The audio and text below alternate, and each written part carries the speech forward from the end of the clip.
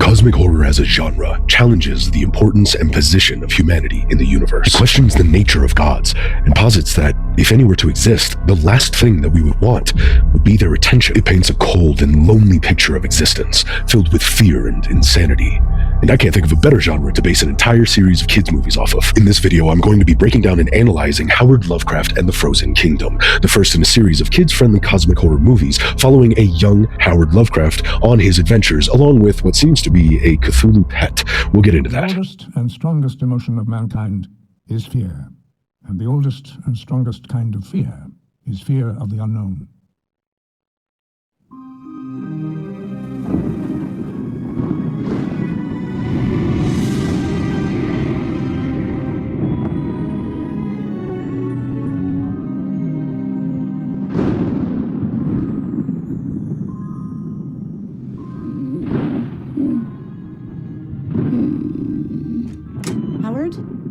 Howard, are you scared? There's no need to be frightened. The storm can't hurt you. It's not that, Mother. It's just tonight's the night we visit Father, in the bad place. Oh, Howard, he's really looking forward to seeing you. You're all he has left. We open on a young H.P. Lovecraft just before his 8th birthday, being comforted by his mother in the middle of a thunderstorm because he's feeling uneasy about having to visit his father in a sanitarium. The real-life H.P. Lovecraft's father was indeed institutionalized, I do believe right around his 8th birthday, though in real life, Lovecraft's father passed away eventually due to complications from syphilis. We're going to see that the story is a little bit different in this movie, thankfully. Fun fact, Lovecraft himself apparently entirely denied the syphilis cause for his father's insanity and then eventual end to his life. Lovecraft would always say that his father worked himself so hard that he essentially put himself into a coma. Lovecraft's mother brings him to the sanitarium and pleads with Dr. West. Perhaps the good Dr. West has yet to develop a fascination with reanimation. Essentially, the doctor informs Lovecraft's mother that Lovecraft's father's condition has been worsening, and not only is Dr. West worried about the possible strain that visiting his father could have on Lovecraft's father, he is also worried about any kind of strange impact that seeing the condition of his father might have on young Lovecraft. Interestingly, too, as Lovecraft's mother begins to persuade Dr. West that perhaps just one meeting wouldn't be so bad, he makes the offhand comment that, hey, what's a little bit of familial fear, right? What's a little bit of fear for your father? Come along, Mrs. Lovecraft, come along. A little fatherly fear never hurt anyone. I hear a lot of writers are made that way, in fact. Now, as is basically a requirement in the cosmic horror genre, when the Lovecrafts are led down the sanitarium hallway, it is fittingly dim, dark, and filled with the screams of the mad. Eventually, they are led to the cell door for Lovecraft's father, where we find out that indeed all of the loud ravings of a lunatic were coming from Lovecraft's father. Now, a few points here. I really enjoy Lovecraft's father's artistic style. To me, he screams of Edgar Allan Poe, which I just really love that as a concept. But while Lovecraft's mother and the good Dr. West are talking, Lovecraft himself approaches his father's door and is given a rather urgent warning. Son, listen, but not to King Abdul, and not to the words. Don't ever listen to the words or symbols. The symbols will speak to you, but do not listen. Listen to me. I saw it. I heard it. Should never have been written. Ever. My mistake. I never should have. Howard, the words, the symbols. Do not look. Do not listen. Do not read. Father! Swear it! King Abdul, the Necronomicon. The words, the symbols, they will lead to the sleeper of Relay. The great old one. That is not dead which can eternal lie, and with strange eon, even death may die. Please! The Necronomicon, destroy it, Howard. Destroy it for my sake, for yours. Ow! What do you think you're doing? You must remain sleeping. The Necronomicon must be destroyed, son. Help! Orderly, the symbols must be destroyed before they destroy us all. Orderly! Swear you'll destroy it! Cthulhu cannot awake! Restrain him. I see the symbols, and it's madness. It's okay, Howard. Mummy's here. Madness!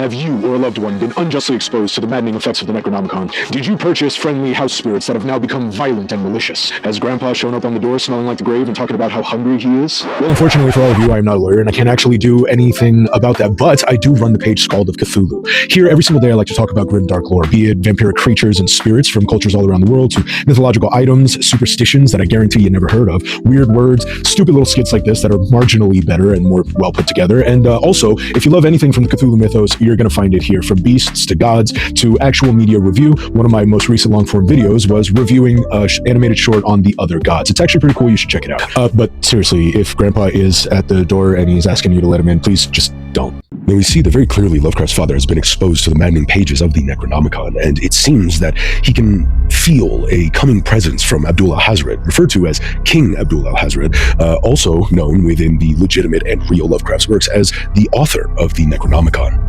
Lovecraft's father charges him with a mission to destroy the Necronomicon and leaves in Lovecraft's palm a coin engraved with the Elder Sign. Famously, within the Cthulhu mythos, it's about the only kind of protection that you possibly have towards any kind of cosmic being.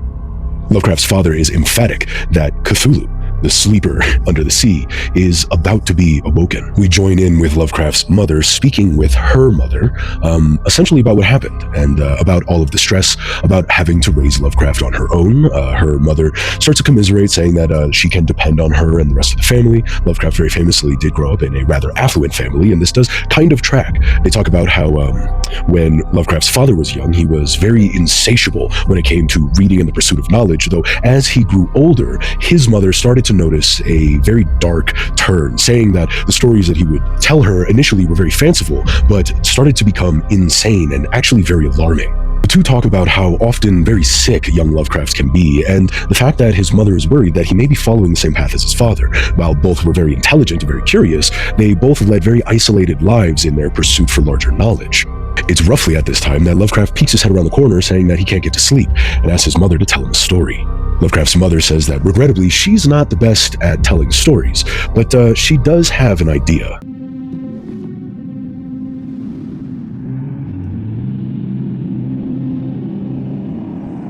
Now, thankfully, Lovecraft's mother did not just hand him the Necronomicon, but did, in fact, give him his father's journal. She says that she had been waiting for the right time to let him begin reading it, and because she's not that good of a storyteller, she lets young Lovecraft read his father's journal until he falls asleep.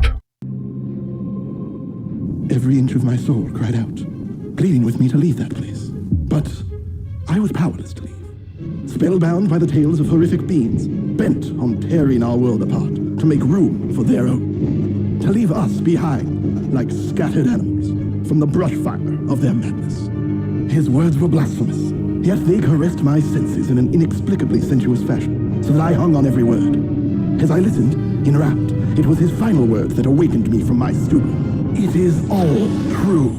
Young Lovecraft begins to read his father's descent into madness, having obviously just recently been exposed to the maddening works of the Necronomicon. His father begins to document all of the things that he went through, how the pull of these words starts to begin to become much stronger on his mind, and how things are difficult for him to continue normally. I also love the fact that young Lovecraft here just reminds me of myself, very young and reading dark and creepy stuff in my room by myself. We get to a point where Lovecraft is reading out loud, which, as a standard horror trope, is probably not the best idea, especially when it comes to incantations. A place called Relay, a dour, profane kingdom hidden from the eyes of a man. He described Relay as an unholy marriage of fairy tales and nightmares. The old man said that he dare not utter the words that opened the doorway to the mystical place. He had a look you could call fear, but it was something deeper. A crack at the core of him that leaked darkness into every expression. He was genuinely afraid. But for those of weaker stuff, the excitement of new horizons to come would always bring terror, for his horror only drove me on, making me long for the place even more. Now, before we get to the Evil Dead, Klaatu Barada Nikto part of this movie, what I want to point out is how much I love the fact that, again, Lovecraft in real life rejected the syphilis diagnosis for his father's insanity, and much in that same kind of vein, I really like the idea that Lovecraft's works and all of that aren't anything to do with his imagination, and that it's really just being drawn from his father's dabblings in these kinds of weird circles, right? And it's really great because Lovecraft's father here plays the perfect Lovecraftian character. It's really great. And what we're about to see is just how attached to this new esoteric knowledge Lovecraft's father actually became. Suddenly emboldened, I drew my pistol on the old boy. At the service end of my firearm, the frightened man wrote the words in the creature's unsanctified language.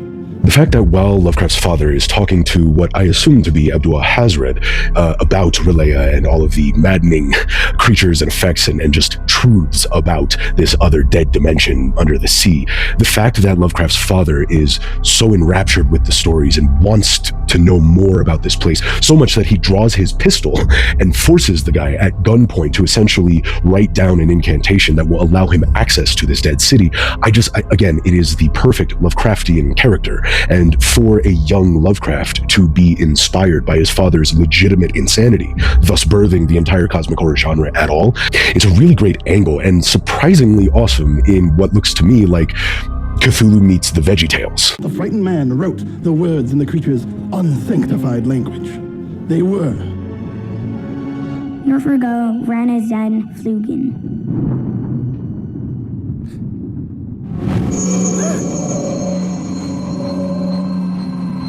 Hello? Am I dreaming? I see something. What is that?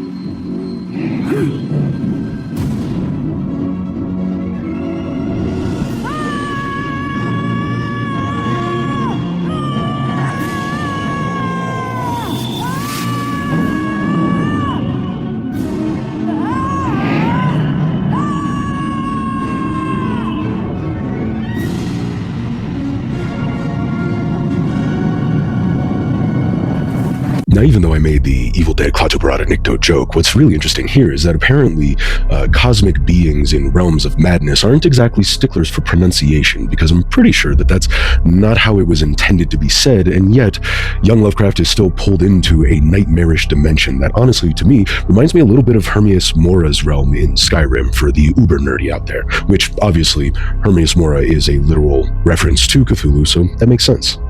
After essentially falling unconscious, most likely having received just too large of a psychic shock for an 8-year-old, Howard Lovecraft wakes up in a frozen area, essentially what we would assume to be the Frozen Kingdom.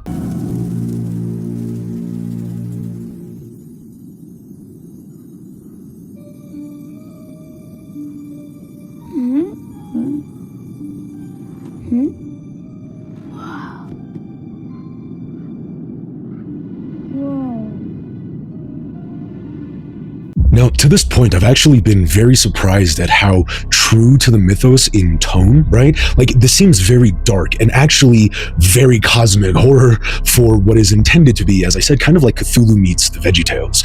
But it is at this moment where we start to see some of the childish influences come in. And I'll be honest, I'm kind of divided on how I feel about it. So, Lovecraft wakes up and it's very obvious that he has been noticed by something. And it looks like Cthulhu himself is aware of Lovecraft's presence. He makes contact with Lovecraft and essentially starts to chase him down. Now, while that obviously is pretty tension building, right, it gets to a point where Cthulhu slips and is hanging on to this ledge in the ice. And this becomes the first legitimate contact between young Lovecraft and actual Cthulhu, which, as a point here, I'm not really sure how I feel about like a childlike, almost like dog version or interpretation of the God of Madness. But to be honest with you, when I think about it, I would really love to be an 8-year-old with a Cthulhu in my back pocket.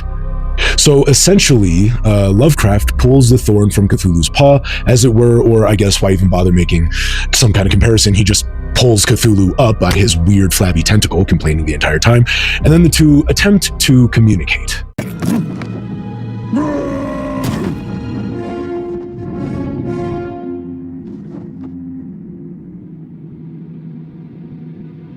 Save life. You master. Me, Tutu Among. Susu, you mean? Tutu Among. Studio? Tutu Among. I literally have no idea what you're saying. I'm gonna call you Spot. Spot. Spot? Spot. Spot. Master Howard. Hey, you promised. Master Cold. Spot makes warm. Thank you? I need to get back home. My mother and my father need me. Is your mom a squid? Or wait, she was a dragon, right? So yes, actual Cthulhu has been relegated to a dog-like character that is now being referred to as Spot. Again, I'm not really sure exactly how I feel about that. On one point, I really think that it's kind of funny and cute, but on the other point, ow, it kind of hurts the lore nerd inside of me. But the two get together, and it seems like Cthulhu is 100% willing to help young Lovecraft on his quest to, at this point, figure out where the hell he is. Now, while the two are walking away, their presence has been noted by some kind of scout that goes back and reports to what we should assume to be the main big bad character for this installment. Oh, sire! Oh, noble one, the mighty ruler of 1,000 skies, I have news. Go on. Please, do tell. Your Majesty, I think he has arrived, sire. He? As in he from the prophecy? Yes, he appeared in the heart of a storm, out of nowhere, as if ripped from the other realm, just as the book foretold, before the book was lost. A boy. You're sure it's a boy? Oh, positive, sire. He's so pink. Where is he now? He encountered the sleeping one. They appear to be traveling together. Good. But where are they going? I don't know, Your Majesty. You said to announce it at once if the Outlander arrived, and well, he did, so I did. I did say that. Well done. Really? Yes. Now go back out there and find them. That shouldn't be too hard for the likes of you. Please do keep an eye on guests. I want to make sure they arrive here safe and sound. At once, Your Highness.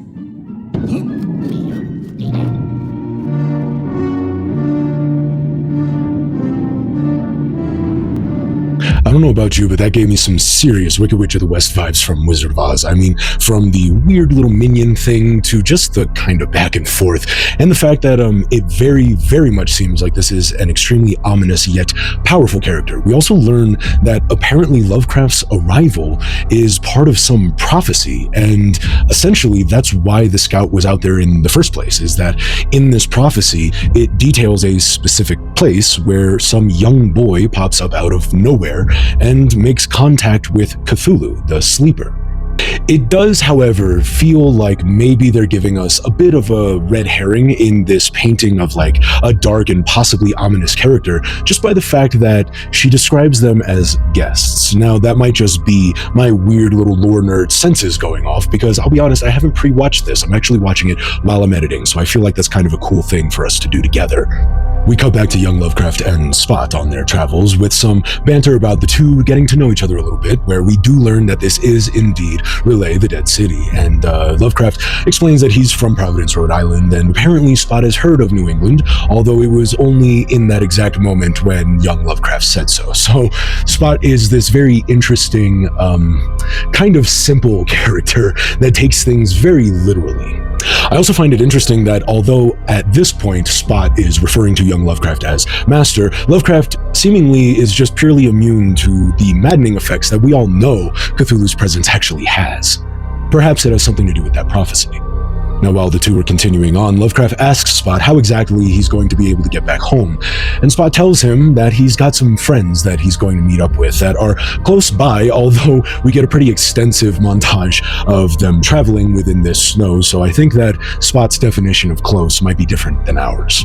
Eventually, the two arrive to a small house that is blanketed in snow, and some young, seemingly young, possibly fish people come out, and there's an exchange where the groups are introduced to each other, and Cthulhu tells them that he essentially needs a favor for his new friend, and he asks them to provide him with some warm food and a place to stay for the night. Whoa!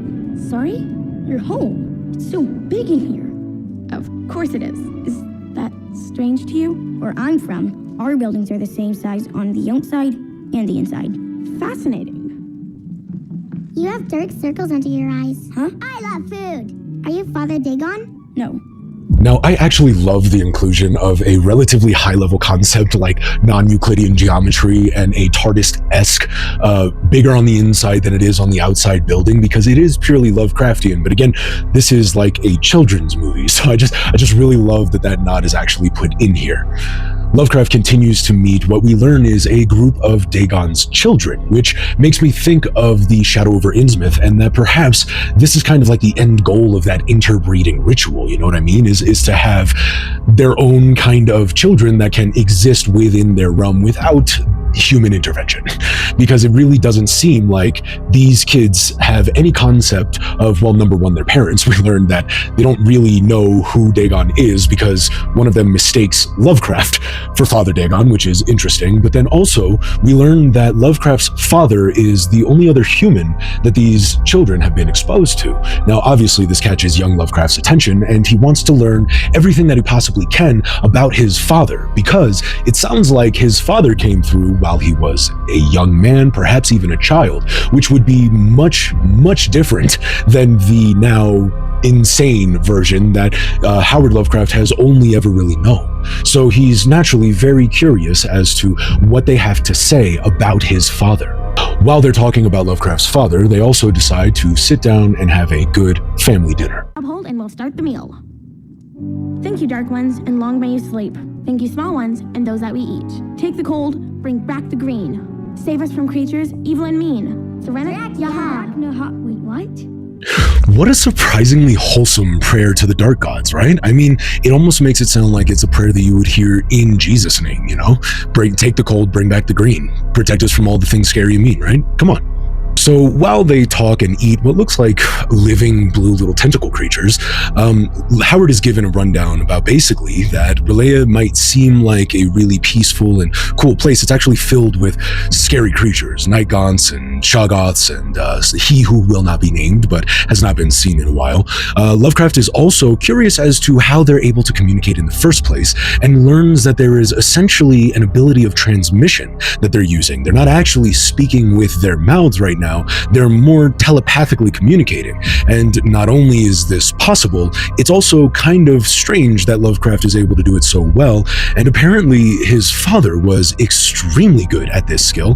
I just lost my headphone, and that is staying in this video, and we learned that apparently Lovecraft's father was able to transmit over incredible distances, and it's said that, I hope you guys heard those crows. Boy, I'm keeping all of this in. Thank you for going by, my raven friends. We learned that Lovecraft's father, it seems like every now and again, they can still hear him, which is very fascinating. What you're saying is, stay out of the darkness. What we're saying is this world may look cool and peaceful, but you have to be very careful, Howard. Your father, he was curious. He liked to explore. Perhaps he saw too much of our world. There are things that can harm you in more ways that you can ever imagine. If you wake them, there may never be a chance of you getting back home. Well, I mean, I could be grumpy when I wake up too. No, it's more than that, Howard. The one who sleeps, Cthulhu. The great dreamer.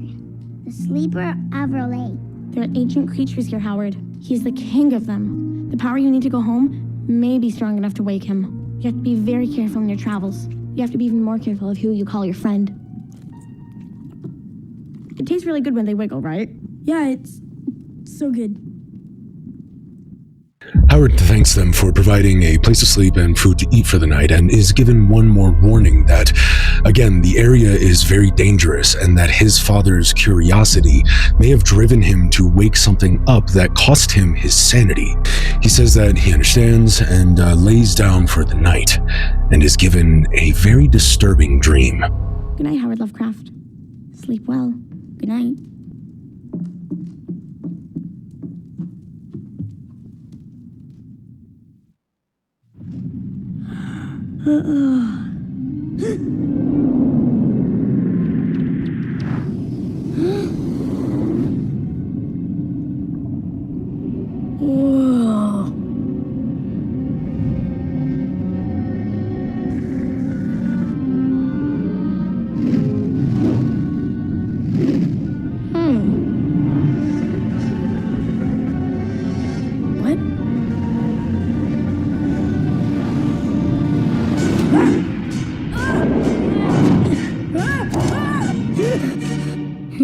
Howard, are you all right?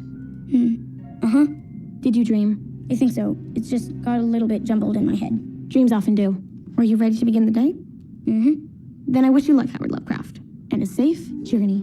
Young Howard dreams of being stood before a strange, ethereal gate marked with the Elder sign that has a large book floating in front of it.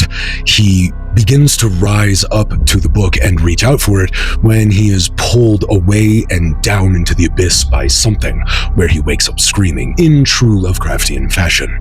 He is then essentially reassured that, yeah, sometimes dreams are weird, but you got a big day of traveling ahead of you, so get ready and have a safe trip. So we see Lovecraft head out with Spot, and the two start to get to know each other a little bit more. Lovecraft talks about how he doesn't really have a lot of friends, and he doesn't play a lot, and he spends a lot of his time reading, and how he really, really loves books. Fuck yeah, little Lovecraft. And he talks about how he's even at this point tried his hand at writing something as well, which I just really love that as a nod, because that's exactly my childhood. In talking about these things, the conversation switches to how Lovecraft managed to get here, and that it was through a book, and Spot is actually able to put together that perhaps the key to getting home will be the exact same book that brought him here, or perhaps even just a copy. While talking about, again, all of these things, the conversation gets back to how Lovecraft kind of really misses the fact that he's not able to play with a lot of kids. And while he's very curious and loves to read, he acknowledges that it's actually really important for children his age to play. So Spot asks, well, if that's what'll make Master happy, what do you think we can do to play here? And young Howard gets the idea to teach Cthulhu how to build a snowman. Coming up live later tonight, we have mass reports of ghost tongue hauntings. That is the Filipino Dilo that we will be going into later tonight. Also, we have 3 strange tricks that witches and vampires both hate and that you can use to keep you and your family safe. But first, we're going to throw it over to our weather correspondent who is maintaining our Cthulhu Rise coverage. Bird, how you doing? Well, Timothy, as you can see, we do have some disturbance over off in the horizon, and there are people, even within this very heavy torrential downpour, that are starting to talk about consuming the flesh of their fellow man. Now, this has been said to happen. This is what we understand is the madness step of the invasion, and that's great, Pert. Anyway, I've just been informed that we need to make room for one of our sponsors. Oh, hi, I didn't see you there. My name is Mr. Dr. Person, and I run the channel Scald of Cthulhu. Here, we like to talk about strange folklore, dark cosmic gods and beings, strange mythological items from cultures all around the world, ghosts and spirits from every single culture that you can think of. Camera change. That's better. Here at Scald of Cthulhu, you can find a lot of grim dark lore every single day. Camera change. Do you like vampires and other things that'll steal your bodily juices? Camera change. How about cosmic beasts and other dark things from the Cthulhu mythos? Camera change. Seriously though, if you do like grim dark lore, or if you think that for whatever reason any of the things that you've seen thus far have any kind of entertainment value at all, then give me a follow, and like I said, I post about 3 times a day. I'm trying to really dial that in, and I've also got long form content coming in as well. Final camera change. Legally, I'm required to tell you that I am not actually a licensed nor practicing doctor. My name is just Mr. Dr. Person, whatever I said before. Anyway, back to your previously scheduled programming. I think that's good. I have no idea who that was. Heard you got an update on Cthulhu's Rising? No, stay away from my eyes. Stay away from my eyes. What do you think? You like it? Simulacrum. What? What's a simulacrum? A copy of Master Howard. Oh, I do know that word. Spot, you really are smart. You should try making one of yourself.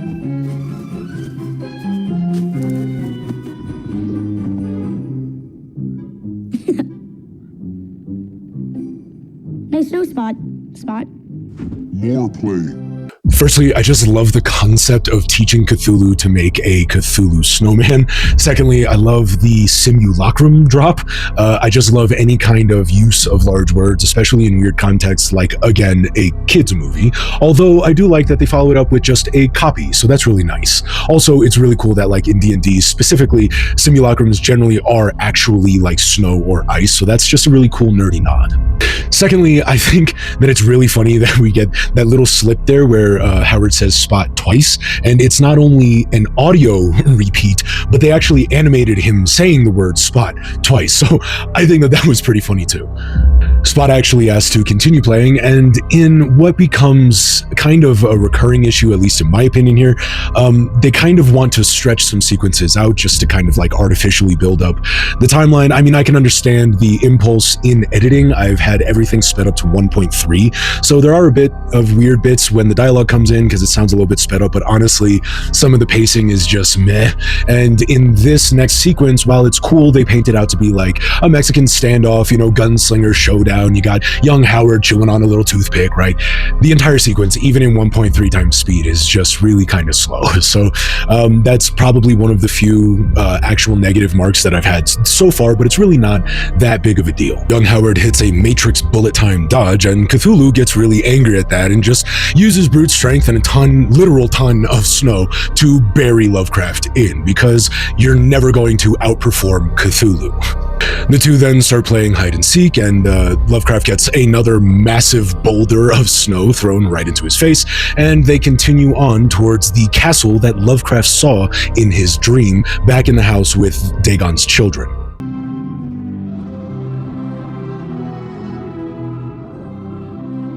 Whoa! Relay. I guess that big guy. This is where the king lives? Not king, but powerful. Now, their actual approach up to Relay and their progress through the city is another segment that, to me, just kind of drags on, and there isn't much dialogue of any actual consequence that kind of balances it out, although it does lend to the fact that they're trying to paint this city as empty and dirty. In fact, young Howard comments on that very specifically, and even says it feels kind of weird that they don't see any signs of life. Now, we, the viewer, are shown that that's because they are actively hiding from the two and probably preparing for some kind of ambush. Finally, it gets to a point where there is an actual confrontation between what look like soldiers and some kind of commander who approaches young Lovecraft, and while Spot is wary, the commander creature starts to give Lovecraft a once-over, smelling him, walking around him, and when Spot is uncomfortable with how close he is and puts an arm between, we see that the soldiers in back brandish spears, which causes Lovecraft to get a little scared, I would say rightfully so, until Cthulhu just has enough and hulks out on this guy, which I love. This is one of the best parts of this entire movie so far. Hi, I'm Howard Lovecraft. I'm hoping someone can help me. Spot, they have weapons.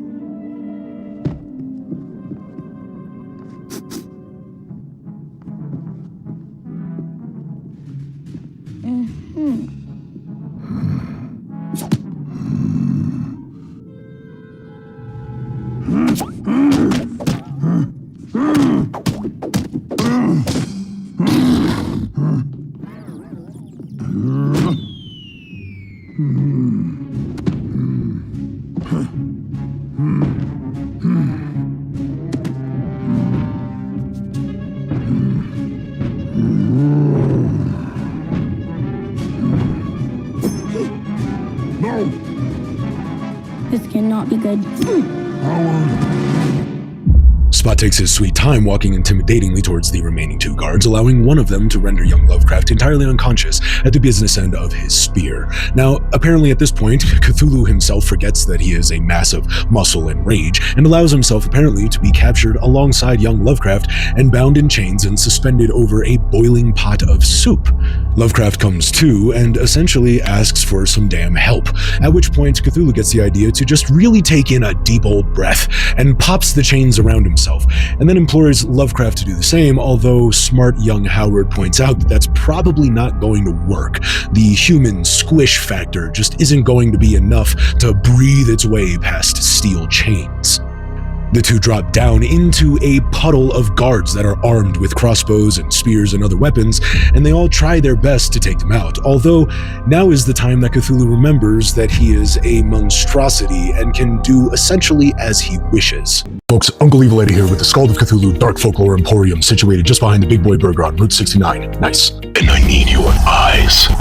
We've got top quality, gently used vampire lore from every culture all around the world just for you. Ghost and spirit lore and high fidelity mythological items from every culture. And only the best cosmic horror beasts and gods, all for you in one convenient location. We've even started producing long form content like this video talking about a Lovecraftian animation from a producer that never existed. Or this video on the strange history on vampire pumpkin lore. Subscribe to Skull the Cthulhu today and make sure you hit all on those notifications so the algo can't hide me from your feed.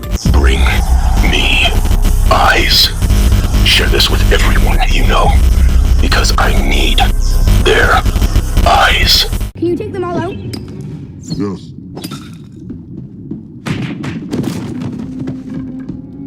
Efficient.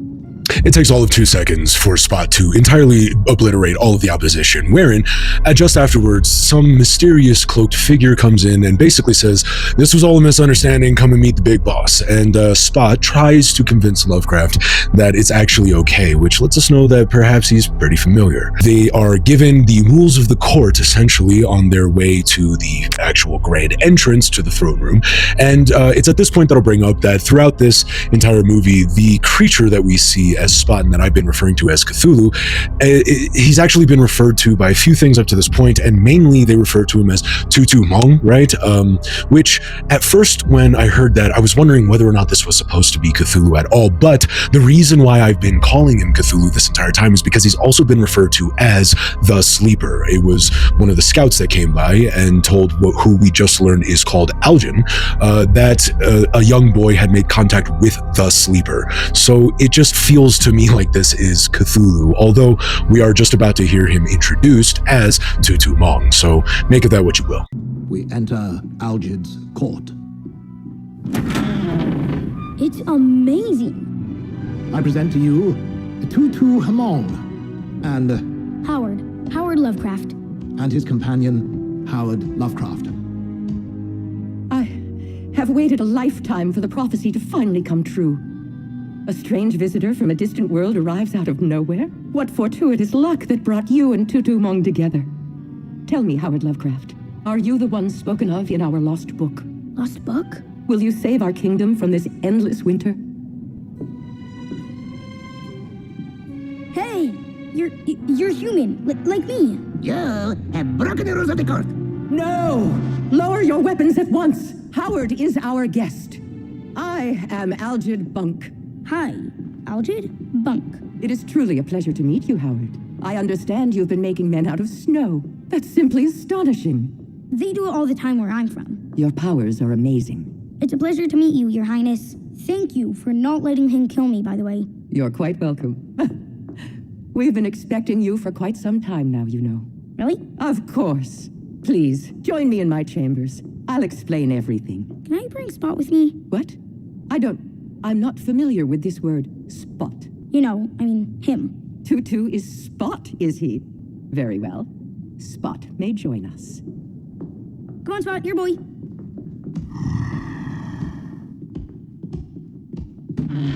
You know, I just had a feeling that they were going to pull that the bad guy is actually the good guy kind of twist on us, and it feels good to have clocked that, even though it is a pretty juvenile movie, and there's no real reason to be proud of that.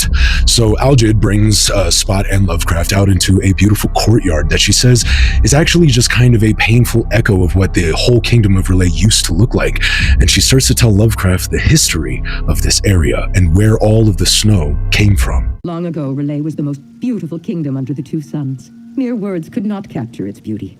It was so good. The poet Abdul Alhazred said the citizens forgot there is bad in the world, lest we forget. The people of Relay had created a cosmic good, but when the foolish forget there is darkness in the world, a cosmic evil can arise. Ignoring the wise words of Abdul, the darkness grew. By the time Relay accepted there was evil, it was too late. A water being, an ancient one, rose from the depths. Cthulhu was spawned. Cthulhu and his hordes, hidden in green slimy vaults, sunk the city of Relay, flooding the once great kingdom. Relay became a nightmare corpse city built by the vast, loathsome shapes that seeped down from the dark stars. The citizens believed if they could take away the water, the Cthulhu would lose his power. In an act of desperation, the citizens of Relay froze their kingdom. Cthulhu was gone. But our beautiful kingdom had become our frozen prison. No one knows if this story is true, but we all agree If there's a way to end this mind-numbing coldness, we would do anything. You see, Howard, it was not only the land that froze that day. Time itself came to a halt. Days have passed, months, even years, but nothing has changed. Nothing at all. Until your father arrived. He journeyed the entire land, our kingdom included, writing about his findings. He rediscovered the powerful runes the people of Relay used so long ago to freeze our kingdom. He wrote and drew these lost secrets into 3 books. One of the books, we believe the second book, was stolen from your father by an elder thing. It has been deep underground with his Shoggoth ever since. What's a Shoggoth? It is a terrible, indescribable thing. A shapeless congeries of protoplasmic bubbles with myriads of temporary eyes forming and unforming. Quite nasty. Ew. So these books that my father wrote, what were in them? All manner of things. These books are powerful as they are filled with secrets, runes, and symbols of power. I believe we can bring our kingdom back to the way it was before this frozen nightmare descended on us. Abdul Alhazred, many call him King Abdul, prophesied that a stranger from a distant land would arrive to thaw our frozen kingdom. When you arrived, I felt hope for the first time since we cannot reclaim it ourselves, for we are trapped inside this frozen kingdom, and it is the only way to stop this never-ending winter. Bring me the book, Howard. Do what no one else can. Do you think it could be used to get me home? I'm sure it can, after this winter is ended. I think you've got yourself a deal, Your Majesty. To take this book from the Shoggoth, I'll need to know a lot more about him. And I have another request. Do tell. Okay, a few points here. Number 1, it seems like my theory that Tutumong is Cthulhu may not necessarily be true. Number 2, I love how they've handled the backstory to this. I love the idea that in a desperate attempt to try and halt Cthulhu's spread of influence, that they essentially used magic to freeze all of the water within their reality and essentially freeze this kingdom in time as well. I just really enjoy that. Also, it's interesting to me that the gate Cthulhu is shown to be kind of sealed behind reminds me a lot of the gate that Howard saw in his dream, right? We are also told that Howard's father, not only did he come by and was just very curious about everything, he rediscovered their magic runes and this power that their people were able to tap into that seemingly they've lost the ability to do so now. And they've been waiting for anyone else to be able to come in and actually do something to try to revitalize this dead land. Again, I really actually enjoy this take on the dead city of Relay. It is interesting also that, as I noted in the beginning, we seem to have a very different interpretation of Abdul Alhazred as well. In this iteration, he is a noble king, right? It is some kind of prophetic protector figure for this entire realm of reality, and apparently loved them all so much and wanted to revitalize the kingdom that he wrote down this prophecy, such that anyone who is left could be ready for the time that it was even possible to revitalize Relay. Now, obviously, if anyone is actually familiar, Abdul Alhazred, the mad Arab within Lovecraft, the real Lovecraft's actual writings, is not necessarily such a noble character and is in fact more the character that we saw Lovecraft's father describing him as, some kind of insane bringer of dark knowledge, this herald of things that should not be known, this bringer of very dangerous books that have dangerous truths about reality that rend the sanity of anyone who come across it. I also love the fact that, of course, Shoggoths are going to play an actual role in this movie, and it's interesting that apparently one of Lovecraft's father's books that he was documenting all of this information in was stolen by a dark being that is being aided by a Shoggoth, that apparently, even though this Alhazred seems very wise and compassionate, she also seems so desperate that she has no problem sending an 8-year-old to fight a Shoggoth. I mean, if you know anything about the Cthulhu, I don't care who you are, if you're decked to the gills with a tank, you're not getting away from a Shoggoth fight. What are you doing, lady? In their bedchamber, Howard fills Spot in on the general plan that he is to retrieve the stolen book so he can try to save the frozen kingdom. Spot protests, saying that it's too dangerous, and Lovecraft says he knows, which is why the one condition that he gave Alhazred for his help was that Spot accompany him on his journey.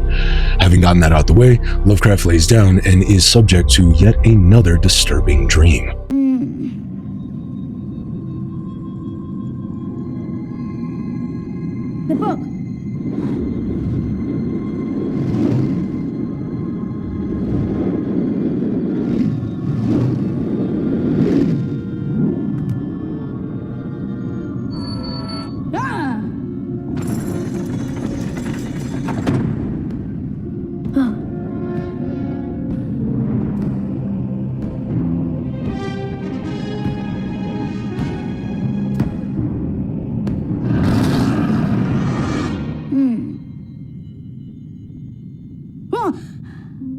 Master Howard. Master Howard. Must go. It's just a dream. Howard is taken back to the gate in his dream, and this time is actually able to put his hands on the book, causing the gates to open and Tutu Mong to walk out, which means that I am a super genius. And of course this is Cthulhu. I mean, that's obviously where they're setting this up, especially because the last scene here is Tutu Mong's evil eyes in the dream, but then Lovecraft wakes up and is reassured that real-life Tutu Mong is still the kind of simple yet sleeper build when it comes to big-brainedness, but also like servile doggishness. It really reassures him, but to me it definitely means that I think where this is going is if they get the book, there's a very good chance that Tutu Mong will revert to the madness-causing entity that is Cthulhu, which means that at this point, I actually really, really love the depiction of Cthulhu here, because, like, if my theory is correct, remember, I'm watching this alongside you guys while I'm editing, if my theory is correct, one of the things that happened when the magic users in Relay were trying to fight Great Cthulhu is that they didn't necessarily get rid of him, and they didn't really lock him up corporeally. They kind of locked his mind, right? Like right now, he's a very juvenile, almost animalistic creature, whereas I think that may have been a direct result of them freezing all of the water, and that Tutu Mong knows this. And I think maybe a lot of his reticence in helping Lovecraft is that part of him knows that he could be very dangerous if they actually revitalize this area. And I really, really love that structure. And again, kind of really deep for Cthulhu VeggieTales, but I'm here for it. The next day, Howard and Spot are seen off on their journey by an extremely confident Alhazred, saying that they will await his triumphant return from the Shoggoth. Again, he's 8. The two set off, and Spot makes it very well known that he is no longer talking to Howard because he's upset that he has to go along with him towards the Shoggoth. Eventually, the two make their way to the side of an icy mountain, and they find a cave that is blocked off by massive mounds of ice that apparently Spot pretends that he can't just bust through, and Lovecraft doesn't even pick up that that's even an issue and just walks in and is like, nah, I got this. Oh, but first, obviously, he mistakes a penguin for a Shoggoth, calling it absolutely horrendous. Lovecraft goes further into the cave, again, seemingly entirely unbothered that, like, the powerhouse, his big defender, the one who actually knows anything about this area at all, is just kind of hanging out in front of the gate, which is kind of weird, but whatever. And while he comments on how bad the cave smells, he slips, trips, and starts sliding down a perfectly formed, massive spiral slide that at first he's terrified to go down, but then naturally, as any 8-year-old would, when he realizes he's not dying immediately, he actually bursts out into laughter and really enjoys it. Also, it's at this point that for some reason, just out of nowhere, they've decided to give young Howard like a catchphrase, and it's just la-di-da. I'm not really sure where that came from, but this is like the 3rd time within about 3 minutes that they have him drop it. So I guess that's like, young Howard with la-di-da on the shirt or whatever. Probably could have chose something better. At the end of the slide, young Lovecraft is placed conveniently directly in front of a pedestal that has a certain book on it. Sup, you little weirdo. Now, the algorithm knows that you're a weird little nerd, and that's perfect, because so am I. And just in time for spooky season, my channel, Skull of Cthulhu, will... We interrupt your regularly scheduled broadcasting to bring you... Sunday, live from the Megadome. We have vampire lore from cultures all around the world, and it's gonna be a splash frenzy. Bring the kids. Do you like weird superstitions from every culture all around the world? Well, we've got it here. Sunday. Technically, it's every single day, but for the sake of the joke, it's on Sunday. Cosmic horror beasts and gods, anything that will steal your sanity on Sunday. Bring the kids. I'm not precisely sure what that was. Bob, what do you think? Remember that you have to use the blood of your enemies to create the most beautiful scenes. What the fuck, Bob? Take a lead. I found it, Spot! Take a lead. That was easy. Now let's get down this here before the Shoggoth. Take a lead. Ah! Hey! Ah! Who dares disturb the sleep of Shoggoth? Yeah! Tell me, before I crush you.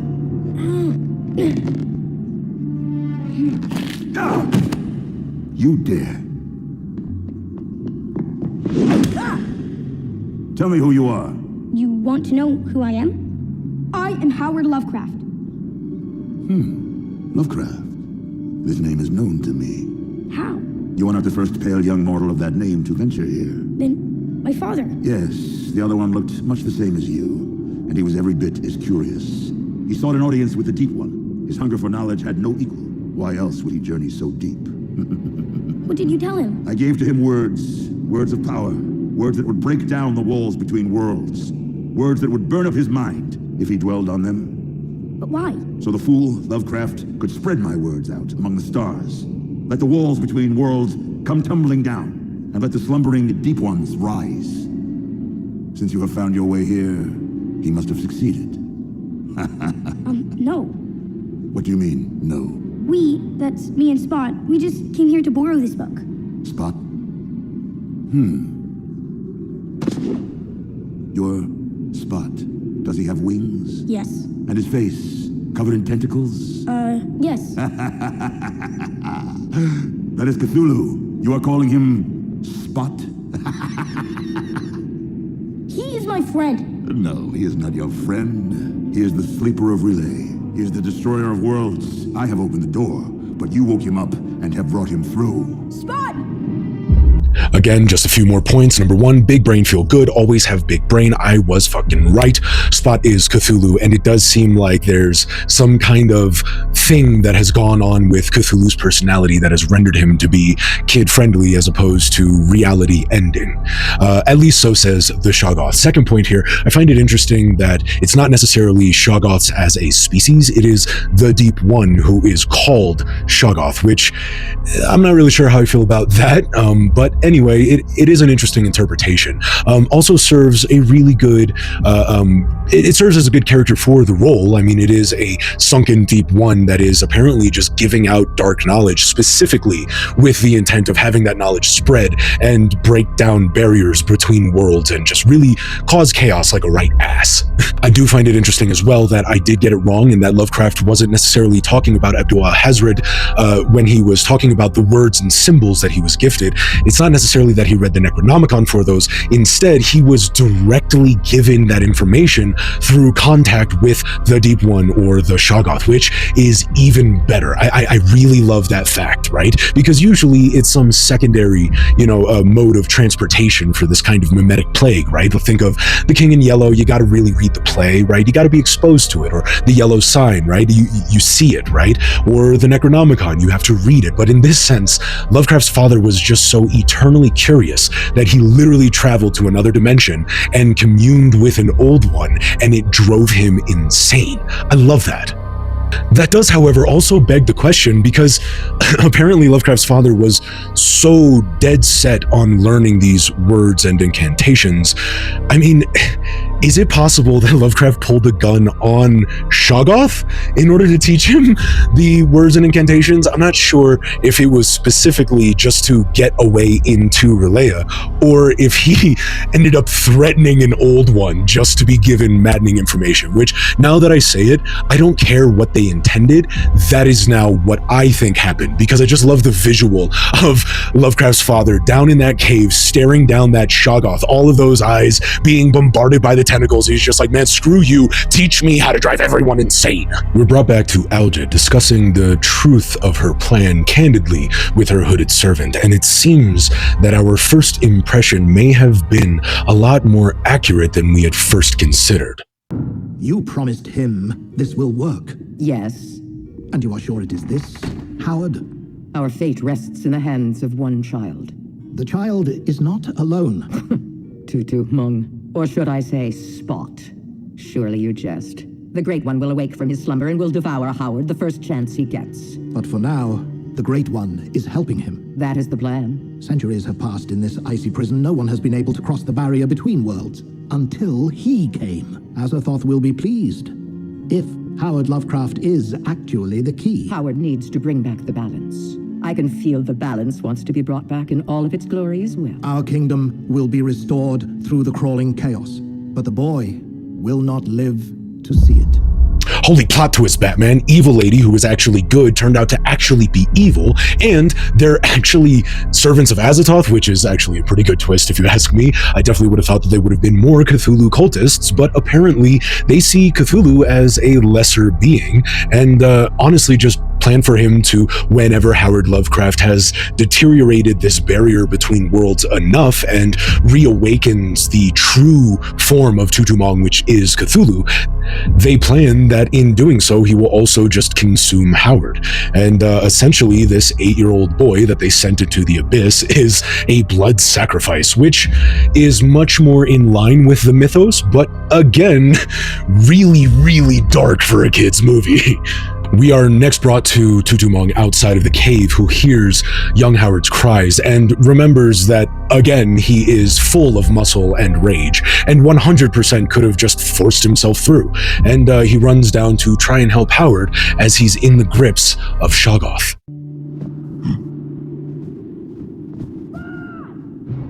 Master Howard!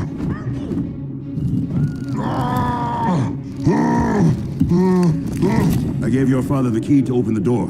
You turned that key and released the cosmic evil. The Elder Ones are free, led by the great Old One, Cthulhu. Your spot. Your role in history is complete. I want to savor this moment, Howard Lovecraft, and I shall savor it after I gobble you up and slowly digest you over 1,000 years. Why do Shoggoths always gotta be so extra?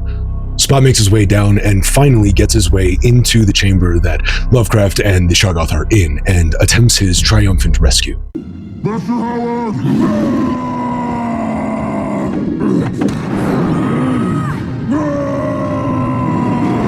No! Spot, no! You ate my friend! No, he is no friend. I have not stopped the great Old One. He is too powerful. When the sleeper finally does awake, then Cthulhu will eat you himself. Cthulhu is the destroyer of worlds. You're wrong. Spot is not a monster. He's my friend. Enough of this. I have delayed long enough. You are no one, Howard Lovecraft, and you have nothing. Nothing in this world to save you. Ah! The Elder Sign. No! Spot. Spot. Spot! Spot, oh, thank heavens you're all right. We did it. I can't believe we did it. You are all right, aren't you? Yes, all right. Cthulhu makes a heroic dash towards Lovecraft and the Shoggoth, trying to protect his friend, and is immediately swallowed whole in a very, very quick denial of expectations and roller coaster of emotions, which I wholeheartedly approve of. Immediately, the Shoggoth starts to inflict psychological damage on Lovecraft, saying that not only has he not actually killed his friend, he's only really just holding him in place such that when Tutumong awakens into Cthulhu, he can properly devour Howard himself. Howard fights back, saying that Spot is not actually a monster, where the Shoggoth gets a really good glimpse at the coin that Lovecraft's father had gifted him that is engraved with the Elder Sign, and in a beautiful bit of narrative sweep up and the exact opposite of plot armor, call it almost like plot weakness or something, Deus Ex Machina, right? The Shoggoth takes a look at the Elder Sign and just pops like a balloon, leaving Spot there a little woozy and dazed, but not really worse for the wear. And that emotional roller coaster really got in some of those ups and downs. Cthulhu flies Howard back to Alhazred's kingdom, and on the way, Howard almost blinds Cthulhu, showing him the Elder Sign, leading Cthulhu to teach him that in Relay, words and symbols have power, and of all the words and all the symbols, the Elder Sign is the most powerful, and whoever gave him the coin obviously loves him very much and wants to protect him. They get back, and Alhazred shows her true form. We are finally free! Oh, this is just the absolute best day! Let the kingdom of Relay rejoice. Know how I fooled a Lovecraft from my true identity. Let us restore balance. Let the sleeper awake and destroy Howard Lovecraft. Spot, what's going on? Stay close, Master Howard. I shall take control. I shall no longer be the plaything of fate. With this book and this beast, I shall unite all of the realities as one. Ehe Cthulhu, Tharad Shug, Kades Hathui, Ralaor, Nagashaog, Siha Ho'omyar. What are they? Iwagan Cthulhu, Iwagan Cthulhu, Hey, Cthulhu! Tharab shut! Master Howard, get away! Get away from me! Spot, they're words. Master Howard, go! Home! It's some sort of spell. Let's fight them. Master Howard, get away! Get away from me! Can't control anger. Run, Master Howard! I cannot control. I am changing. Spot? What the? Hey!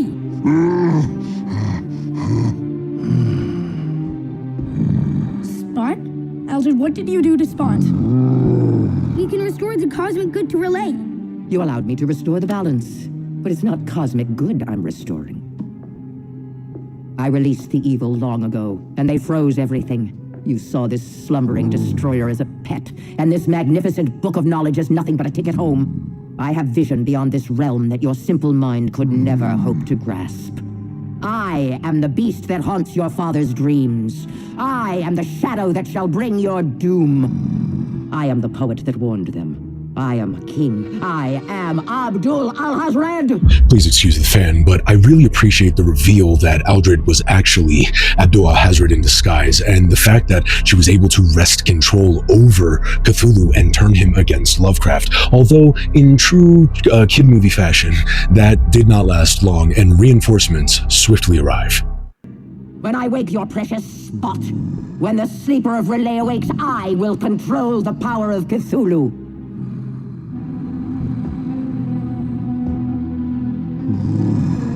I, Cthulhu.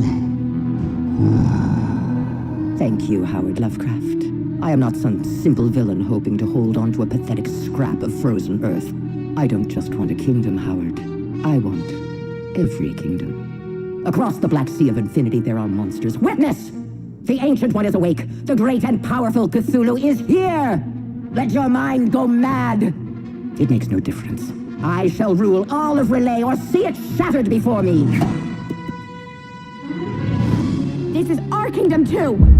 The group gave the beatdown to Abdul Alhazred and all of his, well, really sparse and paltry guards, both in stature and in number, and eventually Lovecraft is able to wrest the book into his own hands and begins using incantations to, number one, regain control of Cthulhu, but number two, start opening portals, the first of which he accidentally summons a penguin, which sends an understandable chill of horror down his spine. But the second one, he's actually able to reopen a portal into his room. Ya'u basu ba'alma ganaishag. That's my room. That's my home. Run! Master Howard! Go! No! I'm not leaving any of you. David! Stay away from him.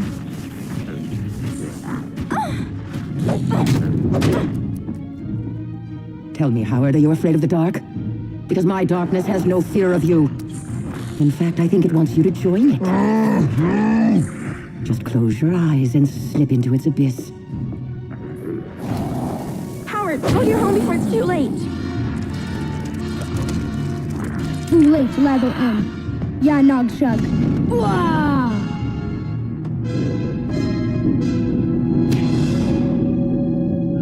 The Elder Sign, put it away! Give me that!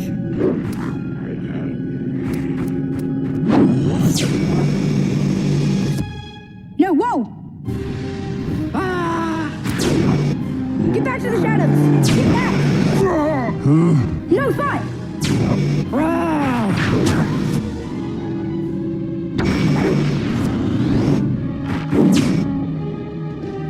When given the choice to return home safely at the cost of his friends being left to their demise, Lovecraft heroically chooses to stay and help them fight off the shadow demons that Abdul Alhazred had summoned in order to help her try and contain the situation. And you know what? I think I would probably choose to stay too if I knew that the Elder Sign was a fucking Iron Man repulsor blast, which I'm pretty sure in the Lovecraftian mythos, it was just kind of like a weak protection. It definitely wasn't offensive, and usually Lovecraftian monsters don't fall like, I don't know, blades of grass. But you know what? Again, every story needs a little bit of a Deus Ex Machina, and how the hell else is an 8-year-old going to be able to get out of this situation, right?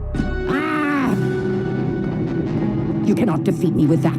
That is not dead which can eternal lie, and with strange aeons even death may die. Give me that.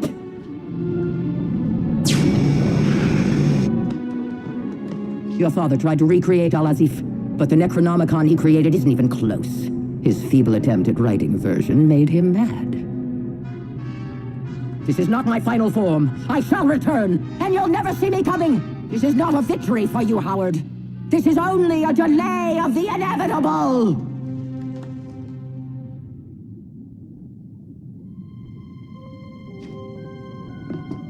Spot, are you okay? Please tell me you're not hurt. I am Spot. The people of Relay will know of Elja's deception, and she will no longer have any power over them. I don't want to leave you guys. We've won! Time to go. You squid kids. I love you guys. You have a great family. Always stick together. Take care of each other. Howard, when you learn more about the writings in the book, you can come back. For now, you'll have to go. Bye, Howard. I ate your dinner. I'll miss you, Howard. Thank you, Tutu Hamung. Not Spot?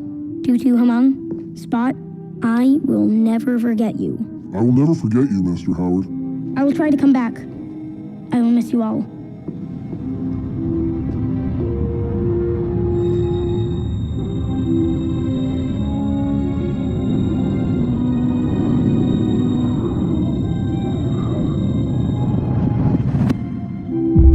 It seems that Tutumong has chosen to become Spot for good, and Howard says some fairly heartfelt goodbyes and thank yous before he steps through his portal, fresh with the knowledge that if he studies his father's writings well enough, he will indeed be able to return. And it seems like we have a pretty happy ending going for us.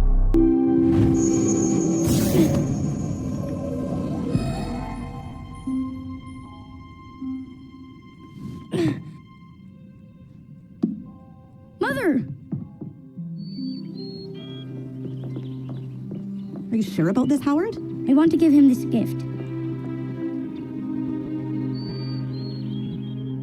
Well, while I am a doctor, I also am fascinated with the relationship between medicine and the occult. Your father claims he went to a strange land, and we know he came back different. He's told me his stories. They are maddening, so imaginative, yet so clear. The most merciful thing in the world is the inability of a human mind to correlate all its contents. Hello, Father. Howard? I have something for you.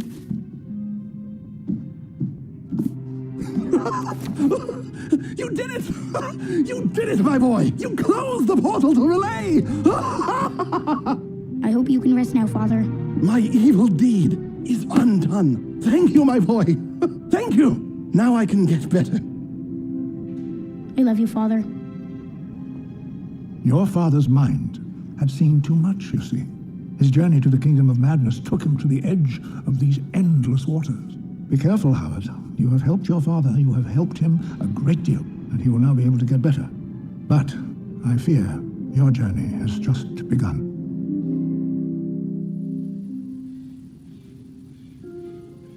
Good night, my sweet. Good night, Mother. Sweet dreams, Howard. They will be, Mother. They will be.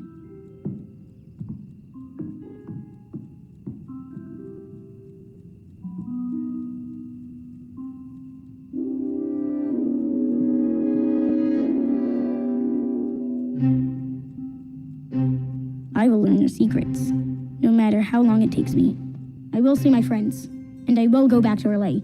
For there, the dark elements of strength, solitude, grotesqueness, and ignorance combine to form the perfection of the hideous. Hey, boss, no way. The boss is Necronomicon.